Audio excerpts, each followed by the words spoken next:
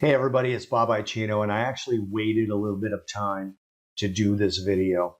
And the reason I waited is because I wanted to react to the presidential debate in the way a strategist would, okay, non-emotionally. But it was difficult for me because I personally took care of a family member that had dementia, and a lot about President Biden's performance saddened me and reminded me of that. Now, I'm not a medical profession, so I'm not going to go on here and say that he's gone, he's in the later stages of dementia. I don't know.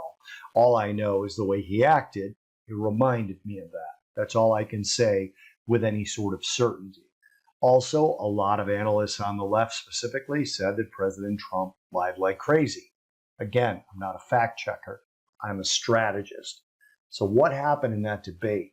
There was talk of spending from both sides. Now, the media right now is portraying it that if Trump wins as president, that there's going to be a lot of new spending, a lot of tariffs on China, which, by the way, President Biden didn't remove the Trump tariffs on China, but Trump may put more on. And all of this is going to be inflationary and bad for bonds. Okay, so why is that? That's because the fiscal deficit increases when a government spends over and above its income. So let's talk about deficits. Deficits represent the amount by which a government exceeds its income from taxes and other sources in terms of its spending. Okay, it spends more than it takes in. And the deficit is typically covered by issuing bonds or other forms of debt.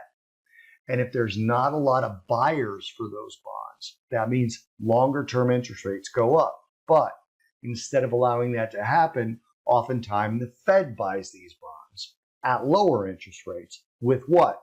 Printed money, newly printed money. And what happens when they print money? Precious metals rise. Now, again, the media is talking about this being a much bigger problem with Trump than Biden. Trump was a spender, but so is Biden. As a matter of fact, there's no alternative in terms of fiscal restraint. President Biden is also a big spender, and probably more so. I'm going to show you guys a chart right now. And this chart represents the fiscal deficit as a percentage of GDP since 2017 when Trump began as president. You can see that excluding COVID, President Trump ran deficits between 3.4% and 4.6%. High relative to history? Yes, especially with no recession or war. But President Biden's peacetime deficits have been substantially higher, 5.4% to 12.1%. Now, maybe that 12.1% you can say is COVID related as well. I can buy that. But he has no plans for a sub 5% deficit as far as the OMB will forecast.